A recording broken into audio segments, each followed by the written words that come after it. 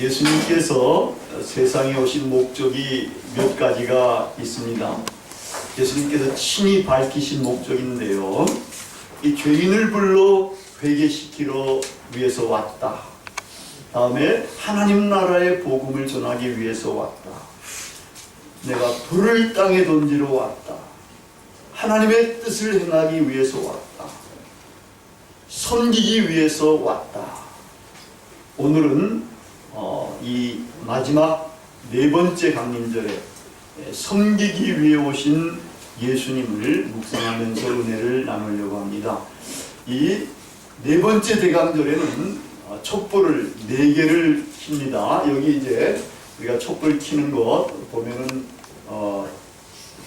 촛불 중에서 좀 괜찮은 촛불들 제가 모아봤습니다. 이렇게 첫째 대강절은 하나, 둘째 2개, 3개, 4개 킨 이런 대강절이 됩니다. 우린 초가 없어가지고 이렇게 이제 영상으로만 보는데 이렇게 아름답게 이렇게 켜 있기도 하고, 그 다음에 또 멋있죠 이렇게. 그 다음에 마지막 3개인가요? 하여튼 이렇게 이 네 번째 대강절을 이렇게 4개의 초를 키면서 주님이 오신 것을 기뻐하고 또 주님이 오실 것을 준비하는 그러한 기간으로 삼고 있습니다. 섬기러 오신 예수님에 관해서 말씀을 전할 것입니다. 스위스 알프스 산골에 다보스라는 조그마한 휴양 도시가 있습니다. 그 도시는 슈바프라는 사람에 의해서 아주 유명하게 됐습니다. 그분이 이제 미래의 진정한 힘은 권력, 부, 지식 이 삼각체제에 있다고 이렇게 확신하고서는 71년부터 정계, 재계, 학계에 아주 세계적인 유명 인사들을 불러 모아가지고 그것에 토론도 하고 사교의 장도 열었습니다. 그것이 이제 다보스 포럼, 즉 세계 경제 포럼의 표시가 되었습니다. 매년마다 아마 한 2월인지 언제 그때쯤 이렇게 겨울철인데 그때 이제 거기서 그런 포럼을 열었습니다. 근데 그분이 통찰한 이 3가지 이 힘, 이것은 사실은 미래 것만이 아니라 오래된 미래인 것 같아요. 예를 들면은 인류 역사의 초기부터 사실은 이 3가지 힘은 있어 왔었습니다. 이 3가지 힘 중에 한두 가지, 3개면 더 좋지만 한두 가지 가진 자들이 또 그렇지 못한 약자들을 사실은 지배하고 다스린 것이, 이것이 인류의 역사였었습니다. 이런 역사이기 때문에 사람들은 의식적으로나 무의식적으로 이 힘, 이 권력이나 부나 지식 이런 것들을 가지려고 노력합니다. 그래가지고 할 수 있는 대로 그걸 많이 가져가지고 높은 자리를 차지하고 이름을 내고 섬김을 받고 그리고 다른 사람을 지배하면서 다스리고 싶어 하는 것이 사람들입니다. 이 세상에 사는 기독교인들도 사실은 이러한 시조에 물들어가지고 살고 있습니다. 마가복음에 보면은 예루살렘으로 올라가는 길에서 사도들도 역시 세상 사람들처럼 서로 누가 높으냐고 논쟁을 합니다. 높으냐고 다퉜다는 겁니다. 이것도 2번이나 그렇게 다툰 것으로 묘사되고 있습니다. 이거는 사도들이 예수님의 제자 되는 것이 어떻게 되는 것인지를 잘못 이해해가지고 하는 그러한 행동이었습니다. 예수님은 그렇게 누가 높으냐고 다투는 제자들을 불러 모아가지고 그 사실을 지적하면서 첫째가 되고자 하는 사람은 무사람의 끝이 되어야 하고 무사람을 섬겨야 하는 거다. 이렇게 이제 가르치셨습니다. 근데 사도들은 이런 예수님의 가르침을 한 번 딱 듣고서 알았으면 얼마나 좋겠어요. 한 번 들어도 깨닫지 못해가지고 또 이제 오늘 말씀이 나오는 이러한 일들을 벌이게 됩니다. 오늘 말씀 길어서 이제 딱 한 구절만 봉독하도록 했는데요. 거기 보면은 오늘 말씀 앞부분에 보면은 야고보와 요한 형제가 예수님에게 간청을 합니다. 하나님의 나라가 임할 때에 하나는 주의 우편에, 하나는 주의 좌편에 앉게 해달라. 이렇게 청을 합니다. 그게 뭔가 하면은 예수님 메시아니까 왕으로 등극하게 되면은 왕의 좌우에 앉게 해달라는 거예요. 그러면 최고로 높은 그런 사람이 되게끔 해달라고 이렇게 이제 요청을 합니다. 그러니까 이제 예수님께서는 그들에게 너희들이 잘못 알고 있다. 이렇게 나의 좌우에 앉게 하는 것은 내가 하는 것이 아니고 하나님께서 하시는 것이다. 하나님께서 정하신 분이 내 좌우에 앉게 되게 될 거다. 이렇게 이제 이야기를 하십니다. 그러니까 사도들이 그걸 듣고서는 화를 내는 거예요. 이 새끼들 봐라 말이야. 자기들만 좌우에 앉으려고 한다고 이렇게 이제 화를 냅니다. 그러니까 이제 예수님은 그들을 불러서 다 이릅니다. 너희가 알듯이 이방인의 집권자들은 자기 백성들을 지배하고 권력을 남용하며 다스린다. 그러나 너희는 그렇게 하지 말라. 크고자 하는 자는 너희를 섬기는 자가 되고 으뜸이 되고자 하는 자는 모든 사람의 종이 되어야 하리라. 요즘 일어나는 우리나라 사건도 보면은 사실은 이런 부분들이 많이 이렇게 이해될 수 있게끔 하고 있죠. 다스리는 사람들이 사실은 지배하고 권력을 남용하고 나쁘게 사용하는 경우들도 굉장히 많다라는. 현대 민주주의 사회도 그렇다는데 옛날에는 얼마나 더 그랬겠습니까? 여기서 임의로 주관한다는 말은 군림한다, 지배한다, 예속시킨다 이런 뜻을 갖고 있습니다. 그리고 이 단어는 악기 들리는 사람이 다른 사람들에게 뛰어올라가지고 그를 제어하고 막 이게 억누르고 하는 이런 것을 위해서 사용되는 그런 용어라는 거예요. 말하자면은 이 지배하는 사람들이, 권력가들이 그렇지 못한 사람들을 그렇게 악기 들린 사람이 막 지배하듯이 그렇게 지배하는 경우들이 많이 있다라는 겁니다. 그 다음에 이제 권세를 부리다. 이거는 권력을 남용하다, 악용하다라는 그러한 뜻입니다. 예수님께서 말씀하신 것을 보면 세상의 지배자들은 그렇게 권력을 남용하면서 백성을 지배한다. 그러나 너희는 그렇게 하지 말아라. 크고자 하는 자는 너희를 섬기는 자가 되고 으뜸이 되고자 하는 자는 모든 사람의 종이 되어야 한다. 우리가 바로 앞구절에 이 말씀에서 여기 보면은 이제 다음에 보면은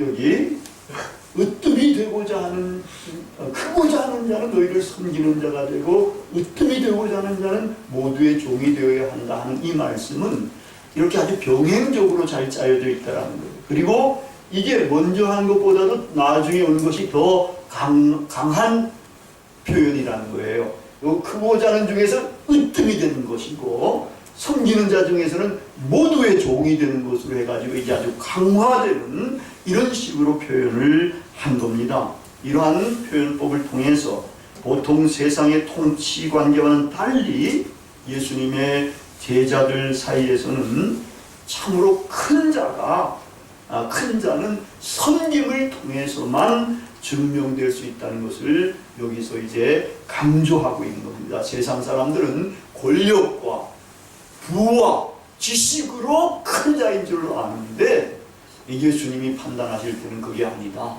예수님의 제자들 가운데서는 이렇게 힘이 아니라 섬김을 통해서 이게 큰 자가 되는 거다. 이거를 이렇게 아주 강조를 하신 셈이 됩니다. 그러면서 이제 그 근거로 예수님은 이 섬겼을 뿐만 아니라 또 예수님이 섬긴 것 가운데 가장 우리가 유명하게 잘 아는 게 뭐죠? 예수님은 스승으로서 제자들의 발까지 씻겨줬잖아요. 제일 더러운 발, 냄새나는 것, 이것까지도 씻겨주는 이 섬김의 굉장한 모형을 보여주셨을 뿐만 아니라 그것으로 끝나는 것이 아니라 이제 예수님은 자기 목숨까지도 우리를 위해서 섬김을 통해서 우리를 위해서 주시는 것까지 이야기를 했다라는 거예요. 그리고 그 말씀대로 예수님은 십자가상에서 돌아가시 죽으심으로써 우리에게 주님의 생명을 부여해 주신 것을 우리가 잘 알고 있지 않습니까? 예수님은 이거 볼 때에 섬김의 화신이 되면서 그분의 섬김은 대속 죽음까지를 의미를 하고 있는 겁니다. 근데 예수님께서 가르친 이 말씀을 통해서 예수님께서는 어떻게 대비시켰는가 하면은 세상 나라의 통치 원리와 하나님 나라의 통치 원리를 아주 첨예하게 대비시켰습니다. 이 세상 나라의 통치 원리는 뭡니까? 지배입니다. 근데 하나님 나라의 통치 원리는 이거는 섬김이라는 거예요. 이 세상에서 여러분 섬김받는 거는 쉽지가 않잖아요. 그죠? 대부분 다가 높은 사람이 낮은 사람들 다 지배하고, 이건 직장에서도 그렇고 뭐 사업장에서도 그렇고 나라에서도 그렇고 다 그런 셈 아니겠습니까? 이게 이런 지배라는 거예요. 그런데 하나님 나라의 통치 원리는 섬김이라는 겁니다. 세상에서 큰 자는 권력자들을 힘으로 지배하지만 하나님 나라 천국에서 큰 자인 예수님은 사랑으로 섬긴다. 이렇게 세상 나라의 통치 원리가 힘의 지배라면 하나님 나라의 통치 원리는 사랑의 섬김이라는 거예요. 이게 굉장히 대조되고 있다는 겁니다. 예수님께서 오심으로 말미암아 이 지배가 세상 나라의 원리인 이런 지배하는 세상 속에서 하나님 나라의 통치 원리인 섬김이 이제 심겨지게 이렇게 된 셈이라는 거예요. 그래서 지금은 이렇게 세상 나라의 지배 원리가 있고 그 안에 지금 하나님 나라의 통치 원리인 섬김이 자라가고 있는 이러한 현상이고, 그다음에 이제 교회라든지 이런데 정말 괜찮은 교회들은 이렇게 이제 섬기면서 하나님 나라의 통치 원리를 이루어가려고 하고 있는 이러한 시대라고 할 수가 있습니다. 이러한 시대에 하나님 나라를 사모하는 성도들은 예수님의 섬김을 본받아서 그분처럼 섬겨야 합니다. 힘의 지배가 판을 치는 세상을 사랑의 섬김으로 변화시켜 가야 합니다. 섬김과 사랑으로 하나님 나라의 문화를 확산시켜 가야 하는 겁니다. 기독교인들은 세상 사람들과는 달리 낮아져서 사랑으로 남을 섬겨야 합니다. 그렇게 해야 큰 자가 되고 으뜸이 됩니다. 하나님 나라가 그 문화가 확산이 되는 것입니다. 여기서 섬긴다는 말, 이 말은 디아코네오라는 헬라어인데요. 뜻은 배려하면서 어느 누구를 돕는답니다. 배려하면서 도와준다는 그분의 형편과 사정 이런 것들을 잘 살펴봐가지고 배려하면서 인간에 대한 존엄과 존중 이런 것들을 다 넣어가지고 배려하면서 도와주는 것이 섬긴다는 겁니다. 예수님께서 인류의 역사에서 유일하게 배려하면서 우리를 돕기 위해서 오신 분입니다. 여러분, 그렇다면 이제 우리는 무엇보다도 먼저 사실은 이 예수님의 섬김을 받아야 하는 겁니다. 섬기러 오셨는데 그분의 섬김을 좀 받아야 우리가 섬김이 뭔가를 알 수가 있게 되는 겁니다. 예수님의 배려와 예수님의 사랑의 섬김을 받으면 사실은 그것이 얼마나 좋은지 모릅니다.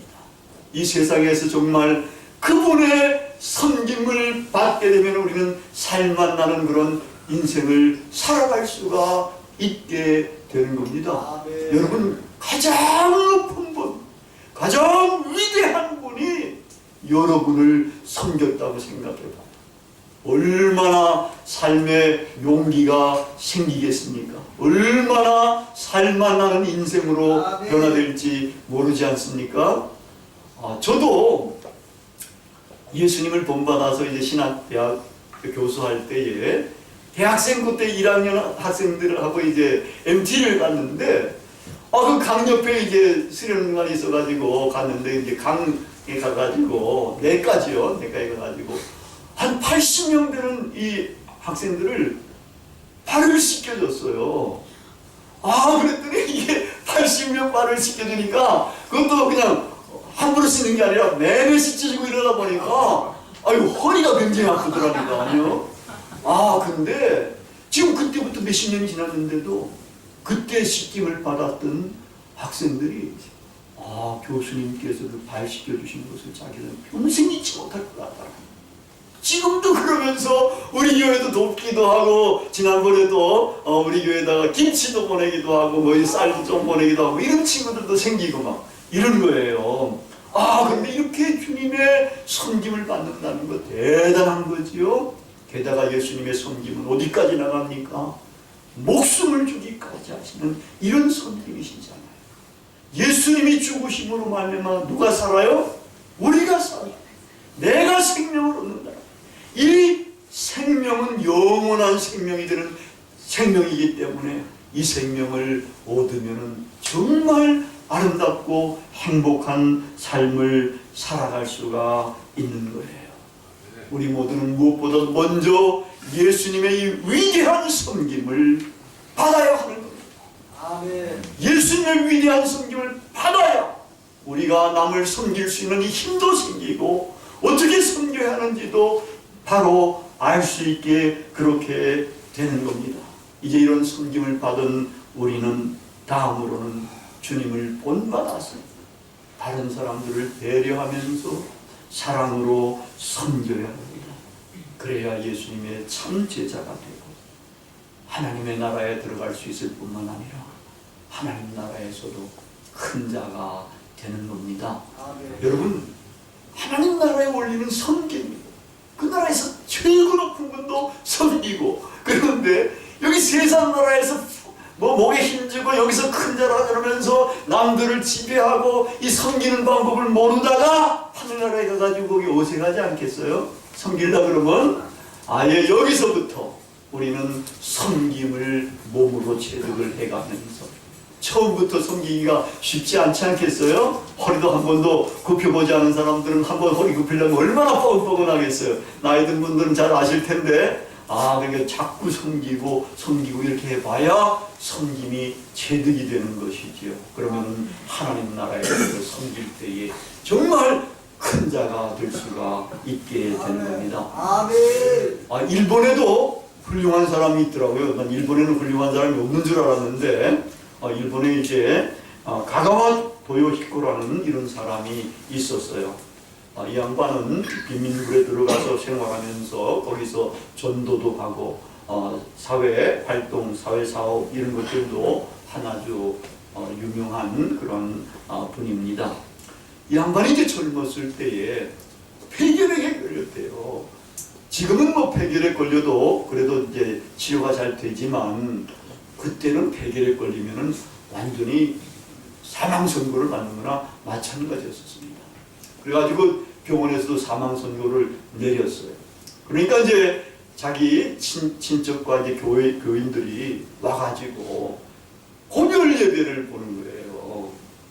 이 양반은 이제 완전히 이제 죽게 됐단 말이야. 그러니까 하늘나라에 잘 가라고 하면서 이제 고별 예배를 드렸어요. 고별 예배를 아주 이제 받고 난 다음에 이제 다 떠나고 나니까 굉장히 막 마음이 싱숭해지잖아요. 이제 나는 정말 이제 죽는갑다. 교회에서도 고별 예배를 이제 드려줬으니까 젊은데 이래가지고 막 잠도 못 자고 이제 고민하는데 일본 애들은 또 이제 뭐 할복 자살도 하고 뭐 이러지 않습니까?